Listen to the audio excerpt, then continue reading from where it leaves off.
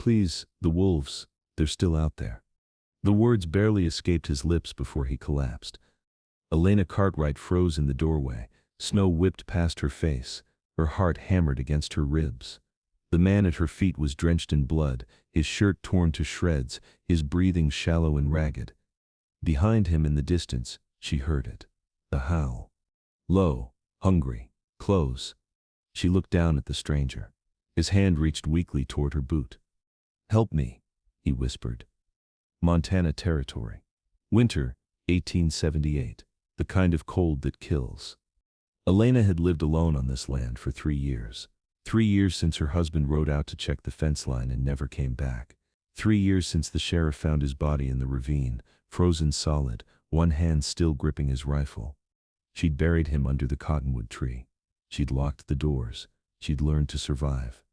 And she'd learned never to open that door at night.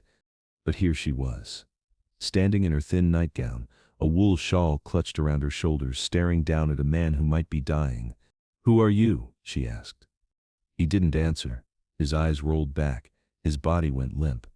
The howl came again, closer this time. Elena made a choice. She grabbed him under the arms and dragged him inside. His weight was dead weight, heavy and awkward. Her bare feet slipped on the icy wood of the porch. Her muscles screamed, but she pulled. She pulled hard. The door slammed shut behind them. She dropped him near the fireplace and bolted the lock. Her hands shook as she pressed her back against the door, listening. Outside, the wind screamed, and beneath it, something else. Footsteps. No, not footsteps. Paws. Scratching. Sniffing. Then silence. Elena waited. Her breath came in short gasps. Sweat dripped down her neck despite the cold. Finally she turned. The man lay motionless on her floor. Blood pooled beneath him, dark and thick. His face was covered in dirt and cuts. His clothes were soaked through, but his chest rose and fell, barely. She knelt beside him and placed 2 fingers against his throat. A pulse, weak, but there. "What were you running from?"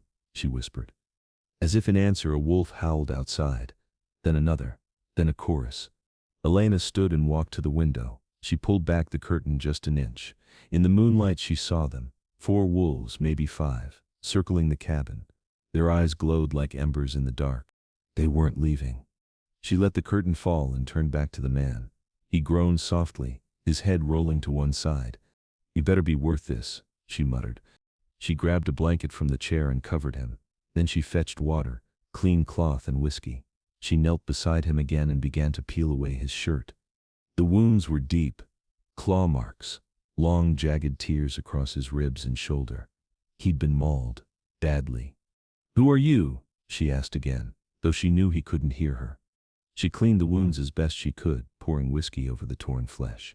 He flinched, his body jerking, but he didn't wake. She stitched what she could with trembling hands. Her needle moved slowly, carefully. She'd done this before, on livestock, on her husband once, but never on a stranger. When she finished, she sat back on her heels and looked at him. Really looked at him. He was older than her. Maybe 40, maybe more. His hair was long and dark, streaked with silver. His face was hard, weathered by years of sun and wind. There were scars on his knuckles, a faded brand on his wrist. A criminal's mark. Elena's stomach turned. She just saved an outlaw. "What have I done?" she whispered. The fire crackled. The wolves howled. And the man on her floor slept on, unaware that his life now rested in the hands of a widow who had every reason to let him die. But she didn't. She pulled a chair close to the fire, wrapped herself in a quilt and kept watch. The rifle lay across her lap, loaded and ready. If he woke, she'd ask questions. If he didn't, she'd bury him in the morning. Either way, she knew one thing for certain. Nothing would ever be the same. Outside, the wolves waited. Inside, the fire burned low, and somewhere between fear and mercy, Elena Cartwright made a choice that would change her life forever. She just didn't know it yet. Morning came slow and gray. Elena hadn't slept. She'd kept watch all night, rifle in hand, listening to the wolves circle and the wind howl. But as dawn broke, the wolves retreated into the forest. The snow stopped falling. The world went quiet. She stood and stretched, her back aching from the chair. The fire had burned down to coals. She added more wood and stirred it back to life. The man was still breathing. Elena walked to the kitchen and made coffee, strong and bitter the way her husband used to like it. She poured herself a cup and stood at the window watching the sun rise over the snow-covered pines. 3 years alone, 3 years of silence. And now this. Behind her the man groaned. Elena turned. He was stirring, his head moving side to side, his eyes fluttered open, confused and unfocused. "Don't move," she said sharply. He froze. His eyes found her. For a moment neither of them spoke. "Where am I?" His voice was rough, like gravel. "My cabin. You collapsed on my porch last night." He tried to sit up. Pain shot through him and he gasped, falling back. "I said don't move," Elena repeated. "You've got claw marks deep enough to see bone. You're lucky to be alive." He stared at the ceiling, breathing hard. "The wolves. They're gone. For now." He closed his eyes. "Thank you." Elena didn't respond. She walked closer, keeping the rifle visible. "Who are you?" He hesitated. Judah Kane." The name meant nothing to her, but the brand on his wrist did. "You're a convict." His jaw tightened. "Was. Once a criminal, always a criminal." "Maybe," he said quietly. "But I'm not here to hurt you." "Then why are you here?" Judah turned his head to look at her. His eyes were dark, tired, haunted. "I was running." "From what?" "My past." Elena's grip tightened on the rifle. "That's not an answer." He sighed. "I rode with a gang. Years ago we did things, bad things. I got caught, did my time, got out 2 years ago. Been trying to make a clean start ever since. And they found me." "Who?" "The gang. What's left of them. They wanted me back. I said no. So they sent men after me. I've been running for 3 weeks." He coughed, wincing. "The wolves picked up my trail 2 days ago." Elena studied him. His face was sincere, but she'd learned long ago that sincerity meant nothing. Men lied. Men took. Men left. "Why should I believe you?" Judah met her eyes. "You shouldn't, but you already saved my life. If you wanted me dead, you would have left me outside." He was right, and she hated that he was right. She lowered the rifle slightly. "You stay 1 more day, until you're strong enough to leave. Then you go. Understood?" "Understood." Elena turned and walked back to the kitchen. She poured another cup of coffee and brought it to him, setting it on the floor beside him. "Drink. You need your strength."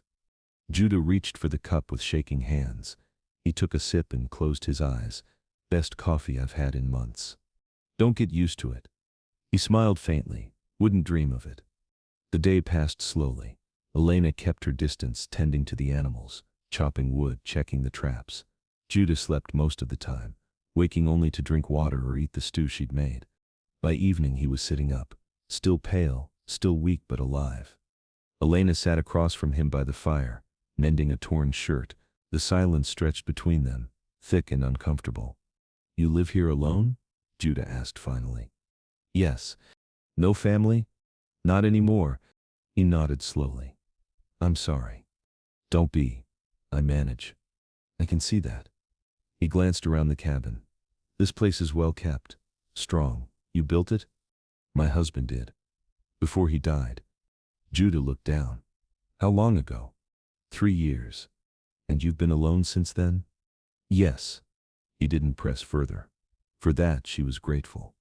The fire crackled. Outside the wind picked up again. Snow began to fall.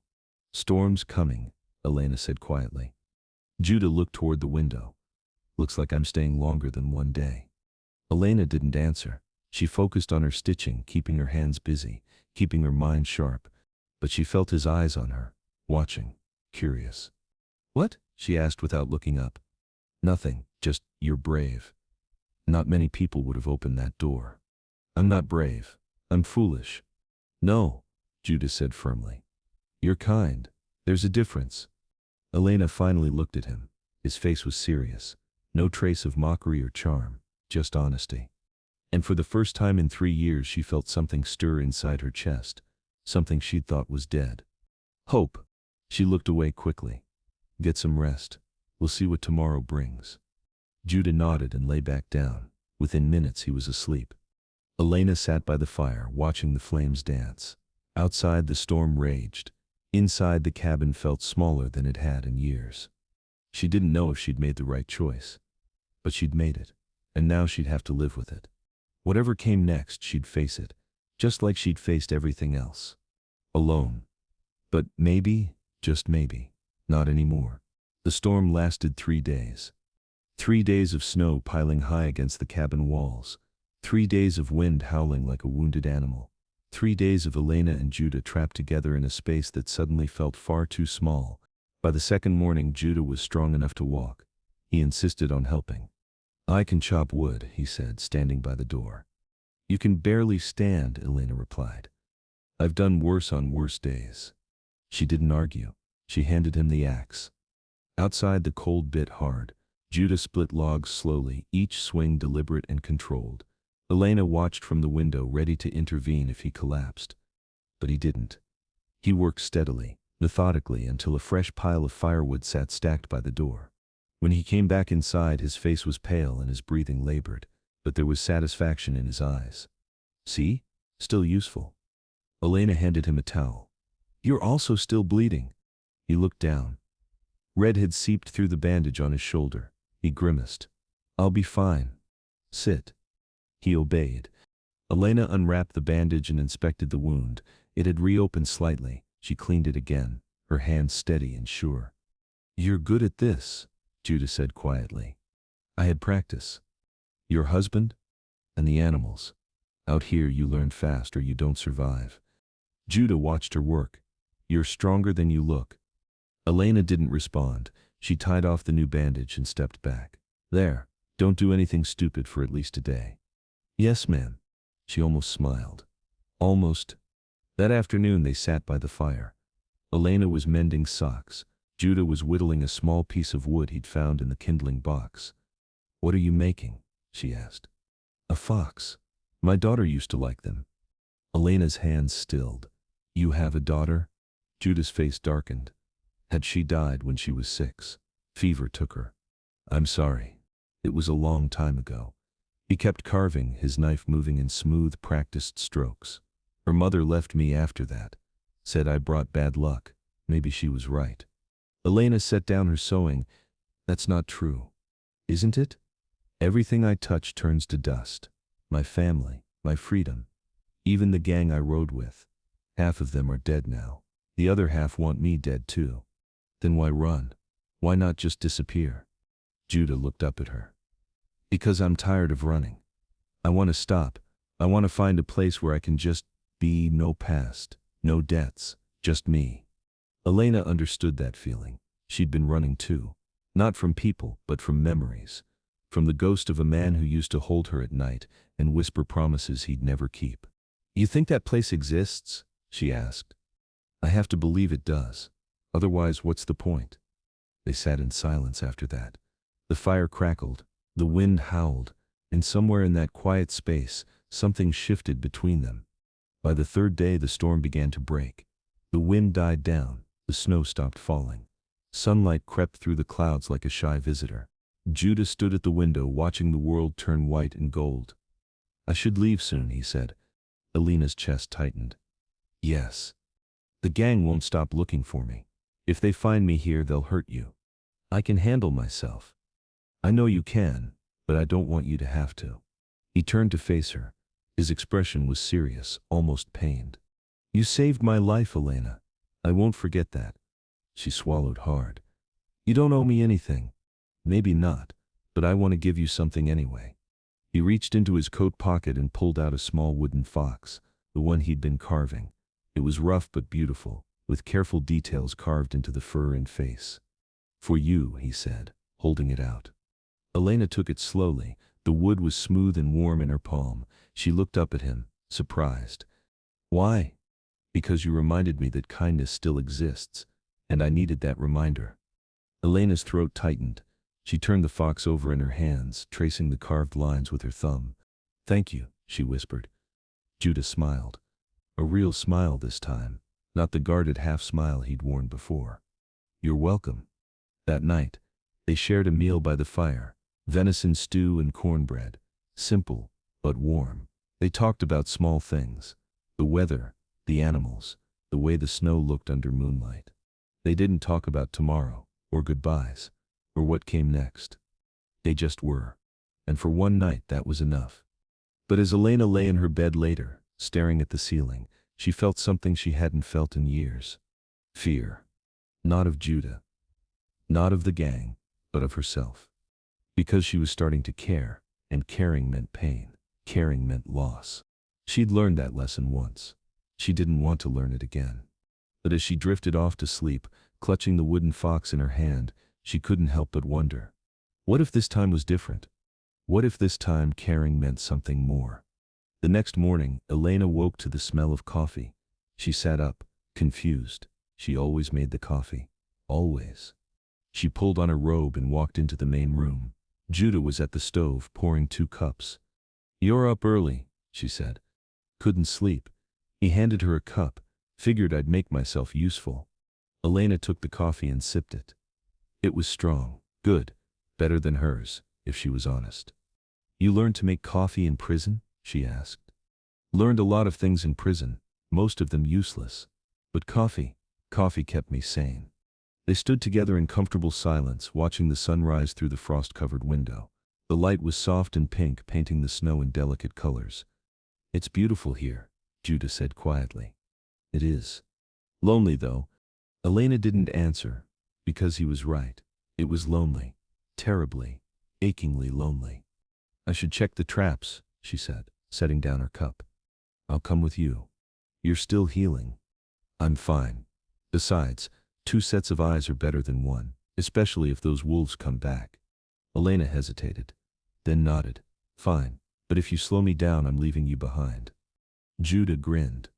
"Fair enough." They bundled up and stepped outside into the crisp morning air. The snow crunched beneath their boots. Their breath came out in white clouds. The world was silent except for the distant call of a hawk. They walked the trap line together, checking each one methodically. Most were empty. One had caught a rabbit. Judah reset the traps while Elena cleaned the catch. "You're good at this," she observed. "I grew up on a farm, before everything went wrong." "What happened?" Judah was quiet for a moment. "Drought, debt. My father took his own life. My mother followed a year later. I was 16. Had nothing. No home, no money. So I did what desperate boys do. I found bad men and became one of them." Elena looked at him, really looked at him. She saw the regret in his eyes, the weight he carried. "You're not that boy anymore," she said softly. "No, but I'm still paying for what he did." They walked back to the cabin in silence. But it wasn't uncomfortable. It was the kind of silence that comes when words aren't needed. When they reached the door, Judah stopped. He turned to her, his expression serious. "Elena, when I leave here, I want you to know something." "What?" "These last few days have meant more to me than you'll ever know. You gave me something I thought I'd lost forever." "What's that?" "Hope." Elena's breath caught. She wanted to say something, anything, but the words wouldn't come. So instead, she reached out and touched his hand. Just briefly, just enough. And in that moment, everything changed. They came at dusk. Elena was feeding the chickens when she heard it. The sound of horses, multiple riders, moving fast. Her blood turned cold. She dropped the feed bucket and ran to the cabin. Judah was inside, sharpening his knife by the fire. He looked up when she burst through the door. "Riders," she said breathlessly, "coming this way." Judah's face went hard. He stood, knife in hand.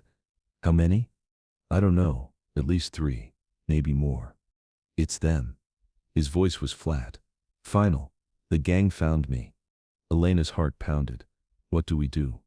Judah looked at her. For a moment she saw fear in his eyes. Real, raw fear. But then it was gone, replaced by something harder. "You hide. I'll handle this." "No. Elena, these men are killers. They won't hesitate to hurt you. This is my home. I'm not hiding." Judah grabbed her shoulders. "Listen to me. If they find out you helped me, they'll burn this place to the ground with you in it. Please, just hide." Elena pulled away. "I said no." She grabbed her rifle from above the door and checked the chamber. Loaded. Ready. Judah stared at her. Then slowly he nodded. You're stubborn as hell, you know that. I've been told. The sound of hoofbeats grew louder. Closer. Elena moved to the window and peered out. 5 riders, all armed, all rough-looking men with hard eyes and cruel mouths. They stopped in front of the cabin, horses snorting and stamping in the snow. The leader dismounted.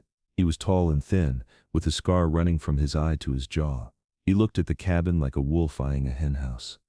"Judah Kane," he shouted, "we know you're in there. Come out peaceful, and we'll make it quick." Judah stood by the door, his jaw tight. "That's Roy Hendricks, my old partner. Mean son of a bitch. What does he want? Me dead. Or back with them. Either way, he wins." Elena raised her rifle. "Then we don't give him what he wants." Judah looked at her, and for the first time since she'd met him, he smiled, a real, genuine smile.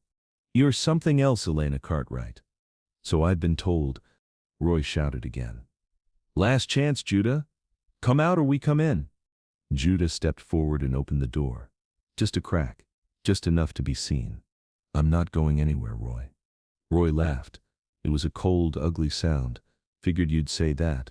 Shame we could have used you on the next job." "I'm done with that life." "Nobody's done until I say they're done. Then I guess we have a problem." Roy's smile faded. "Yeah, we do." He raised his hand. The other riders drew their guns.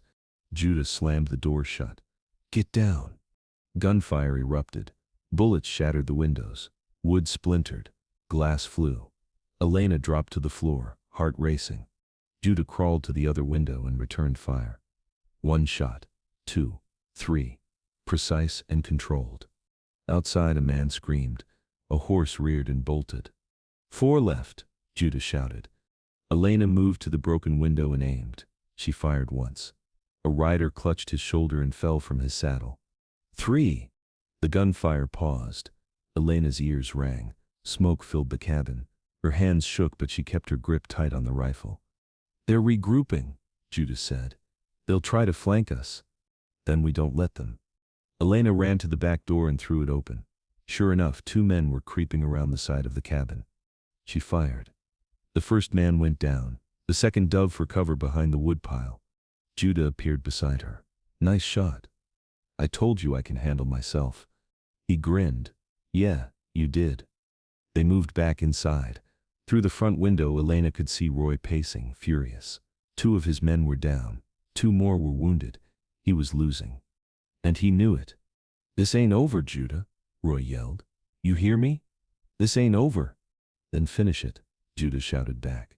For a long moment nothing happened. The silence stretched, tense and brittle.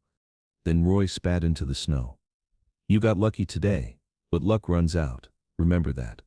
He mounted his horse and rode off. The remaining men followed, leaving their wounded behind. Elena and Judah stood at the window watching them disappear into the trees. When they were gone, Elena let out a breath she didn't know she'd been holding. Her legs felt weak. She leaned against the wall. "It's over," she whispered. "For now." Judah turned to her. His face was grim. "They'll be back. Maybe not today, maybe not tomorrow, but they'll come." "Then what do we do?" Judah looked around the cabin, at the shattered windows, the bullet holes in the walls, the blood on the snow outside. "We prepare, and we don't give up." Elena nodded, agreed. They spent the rest of the evening boarding up the windows and tending to their wounds. Elena had a graze on her arm. Judah had reopened his shoulder wound again. As night fell, they sat by the fire, exhausted and sore. The cabin was quiet except for the crackling of the flames. "Elena," Judah said softly, "I'm sorry I brought this on you. No, I chose to help you. That was my decision. You could have let me die on your porch. I could have, but I didn't." Judah looked at her. His eyes were dark and serious. "Why?" Elena thought about that. She thought about the loneliness, the fear, the 3 years of silence. And she thought about the warmth she felt when he was near, the hope that had started to grow in her chest. "Because I'm tired of being alone," she said quietly, "and because I think you deserve a second chance." Judah's expression softened. He reached out and took her hand. His grip was warm and strong. "Then I'll make it count. I promise." Elena squeezed his hand back, and in that moment, she believed him. Outside, the wind howled. The wolves returned, their cries echoing through the night. But inside the cabin by the fire, two broken people sat together. And for the first time in a long time, neither of them felt alone. The hours passed slowly. Elena cleaned and reloaded the rifles while Judah checked every door and window. They worked in silence, but it was a comfortable silence now, the kind that comes from trust. Around midnight, Elena made coffee, strong and bitter just the way they both liked it. She poured 2 cups and sat beside Judah on the floor near the fireplace. "You think they'll come back tonight?" she asked. "No. Roy's smart. He knows we're ready now. He'll wait, let us get comfortable, then strike when we least expect it." "So we never get comfortable." "Exactly." Elena sipped her coffee. "How long were you with them?" Judah stared into the fire. 5 years. 5 years of robbing stages, holding up banks, running from the law. I told myself I was doing it to survive. But the truth is, I liked it. The money, the power, the feeling that the world owed me something. What changed? A job went wrong. We hit a bank in Silver Creek. There was a family inside. A father, a mother, a little girl. He paused, his voice rough. The girl looked just like my daughter. Same age, same eyes. And I saw her face when we pointed our guns. Pure terror. He set down his cup. I couldn't do it anymore. I turned myself in that night, confessed everything, got 15 years, served 10 for good behavior. Elena watched him. His face was heavy with regret, but there was honesty there too. No excuses. No justifications. "You paid your debt," she said softly. "Did I? Those people are still scared. That little girl probably has nightmares. And the men I rode with, some of them are dead because of me. Because I was too weak to walk away sooner. You walked away. That took strength." Judah looked at her. "You really believe that?" "I do." He reached up and touched her face, his calloused fingers gentle against her cheek. "How are you real?" Elena's breath caught. "I'm just a widow trying to survive." "No. You're so much more than that." They sat like that for a moment, close enough to feel each other's warmth. The fire crackled. The wind moaned. And somewhere in the distance, a wolf howled. But neither of them moved. "Elena," Judah whispered, "if I stay here I put you in danger, but if I leave I'll regret it for the rest of my life." "Then don't leave." "It's not that simple." "Yes it is." She took his hand and held it tight. "Stay. Fight with me. We'll face whatever comes together." Judah's eyes searched hers. "You're sure?" "I'm sure." He leaned forward slowly, giving her time to pull away. But she didn't. She met him halfway. Their lips touched, soft and tentative at first, then deeper. It was a kiss that tasted of coffee and smoke and hope. When they pulled apart, Judah rested his forehead against hers. "I don't deserve you." "Maybe not, but you have me anyway." They sat together by the fire until dawn, hands intertwined, watching the flames dance. Outside the world was cold and dangerous, but inside, wrapped in each other's warmth, they found something neither had expected. Peace. 2 weeks passed. 2 weeks of waiting. 2 weeks of watching the tree line. 2 weeks of sleeping with rifles loaded and doors barred. But Roy Hendricks didn't come back. Judah worked the land with Elena. He repaired the fence. He chopped wood. He checked the traps. His wounds healed slowly but surely, and with each passing day he became less of a stranger and more of something else. A partner. A friend. Something more. Elena watched him from the cabin window one morning as he split logs in the yard. His movements were strong and steady now. The weakness was gone. He was whole again. And she realized with a start that she didn't want him to leave. Not now, not ever. That evening as they sat by the fire, Judah spoke. "I need to tell you something." Elena set down her sewing. "What is it?" "I've been thinking about Roy. About the gang. They're not going to stop looking for me. And as long as I'm here, you're in danger." Elena's chest tightened. "So you're leaving?" "No." He looked at her. "I'm staying, but only if you'll have me." She blinked. "What?" Judah moved closer. He took her hands in his. "I know I'm not much. I'm an ex-convict with nothing to my name but a horse and a bad reputation. But I'm asking anyway. Let me stay. Let me help you with this land. Let me protect you. Let me be the man I should have been all along." Elena's throat tightened. "Judah, I'm not asking you to marry me. Not yet. I know I haven't earned that, but I'm asking you to let me try, to let me prove that I can be more than my past. Elena looked into his eyes. She saw the honesty there, the hope, the fear, and she made her choice. Yes. Judah's face broke into a smile, a real, genuine, unguarded smile. Yes? Yes. Stay. Be with me. Help me build something here, something good. He pulled her close and kissed her. Deep and fierce and full of promise. When they pulled apart, he rested his forehead against hers. Thank you, he whispered, for giving me a second chance. Thank you, she whispered back, for giving me a reason to hope again. The next morning they rode into town together. Elena needed supplies. Judah needed to face his past. The town of Bitter Creek was small and suspicious. Eyes followed them as they walked down the main street. Whispers trailed behind them like smoke. At the general store, the shopkeeper eyed Judah warily. Ain't seen you before. I'm new, Judah said calmly. Name's Judah Kane. The shopkeeper's eyes narrowed. Kane. I heard that name. You're the outlaw turned straight. I am. And you expect me to serve you? Elena stepped forward. He's with me, and I've been a customer here for 3 years. So yes, you'll serve him. The shopkeeper hesitated. Then slowly he nodded. What do you need?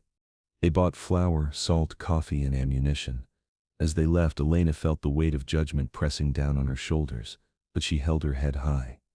Judah was worth it. On the ride back, Judah was quiet. Elena glanced at him. You all right? Yeah, just thinking. About what? About how lucky I am to have found you, to have this chance. Elena smiled. I'm the lucky one. That night as they lay in bed, Elena stared at the ceiling. Judah's arm was wrapped around her, his breathing slow and steady. Judah, she whispered. Yeah? Do you think they'll ever accept you? The town? He was quiet for a moment. Maybe not, but I don't need their acceptance. I just need yours. Elena turned and looked at him. You have it, always. He kissed her softly. Then I have everything I need. Spring came slowly to Montana. The snow melted. The ground thawed. Green shoots pushed through the earth, and with the spring came new life. Elena and Judah planted a garden together, rows of vegetables and herbs. They repaired the barn. They built a new fence. They worked side by side day after day, building something neither had thought possible. A home, a future, a life.